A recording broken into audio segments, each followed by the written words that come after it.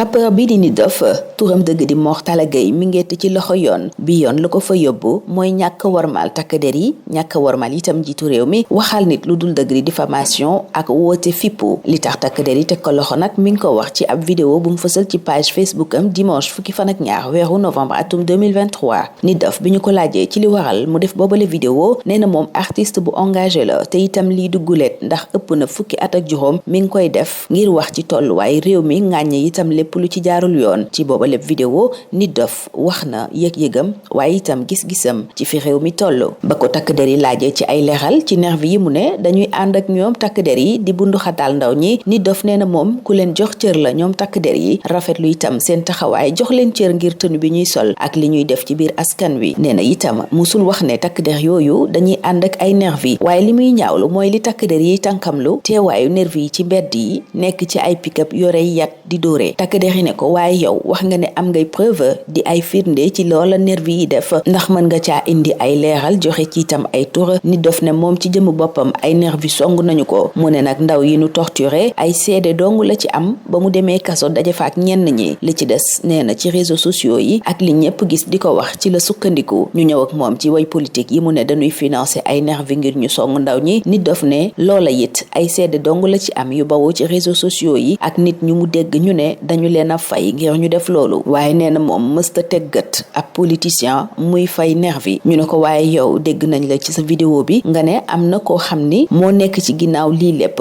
kooku kan la Nit Doff tontu leen ni moom daal politicien yépp lay waxal Firawna ji ñu koy dégg muy waxit takk der yi nee nañ ko na ca indi leeral Nit Doff ne Firawna mooma système bi la ko tuddee nee na it moo sàkk ci ndaw ñi ñu daal di taxaw fukki fan ak juróom-ñaar weeru novembre di bés bi cour suprême waroon a joxe àtteem ñeel layoo bi diggante Ousmane Sonko ak état bu Sénégal soxal seppi gi ñu seppi Ousmane Sonko ci liste électorale yi waaye nee na mobilisation ba mu doon woote mooy ay conférence de presse live ak partage waaye taxaw ci réseaux sociaux yi sàkku ci cour suprême mu bàyyi Ousmane Sonko mu bokk ndax daf caa am sañ-sañ Nit Doff leeral na it ne mësuta wax na nit ñi wàcc ci mbedd mi def naka sudul noona lu aju ci sàcckatu milliards yi mu joxoñ tuuma ba ko ca takk der ya laajee Nit Doff it nee na ñépp ñi ay rapport joxoñ ñooña lay waxal ndax nee na bëri na fi ay enquête yu wone ay kopparu réew mi yu ñu luubal bokk na ci dossier Covid bi te yooyu yëpp ba tey mujjul fenn. Le rappeur Nit Doff, de son vrai nom Mor Talla Gueye, a été déféré pour outrage envers les dépositaires de l'autorité et de la force publique, outrage au chef de l'État, diffamation et incitation à l'insurrection. Il s'est expliqué devant les enquêteurs sur la publication d'une de ses vidéos sur sa page Facebook, vidéo qui est à l'origine de ses déboires. C'était le dimanche 12 novembre 2023. Nit Doff, qui se dit artiste engagé, a précisé faire ce genre de vidéo depuis 15 ans pour parler des sujets d'actualité intéressant le pays. Et dans cette vidéo, il dit avoir exprimer son ressenti et sa vision. Invité à s'expliquer sur cette affirmation faisant état de nervis en compagnie des forces de défense et de sécurité torturant les jeunes, Nit Doff a répondu avoir un grand respect envers les forces de défense et de sécurité par rapport à la tenue qu'ils portent et au rôle qu'ils jouent. Il a précisé cependant n'avoir pas dit que les nervis accompagnaient des forces de l'ordre, mais s'offusquer du fait qu'elles ne les ont pas arrêtés alors qu'ils étaient dans la rue à bord de pick-up armés de bâtons. Toujours dans leur tentative de faire apporter à Nit Doff les preuves de ces allégations, les enquêteurs lui ont demandé s'il a été témoin de jeunes torturés par des nervis et s'il peut donner des noms. Le rappeur a affirmé alors avoir été personnellement attaqué par des nervis. Quant aux jeunes torturés, il dit n'avoir eu que des témoignages reçus de ces derniers lors de son séjour carcéral. Le reste,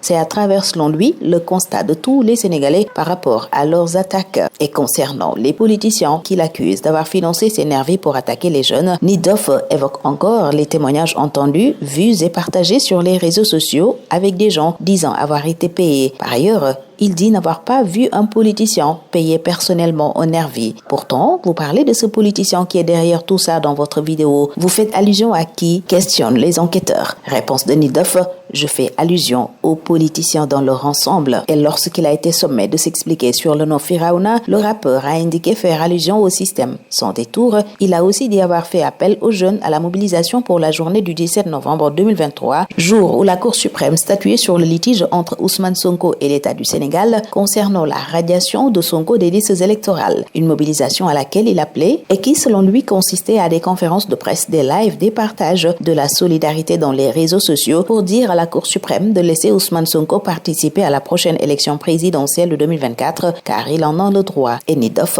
a précisé n'avoir jamais appelé les jeunes à sortir dans la rue. Pour ce qui est des voleurs de milliards dont il a parlé, Nitdoff dit faire allusion à toutes ces personnes épinglées et tous ces dossiers de détournement, comme le dossier du Covid par exemple, qui reste jusque-là sans suite.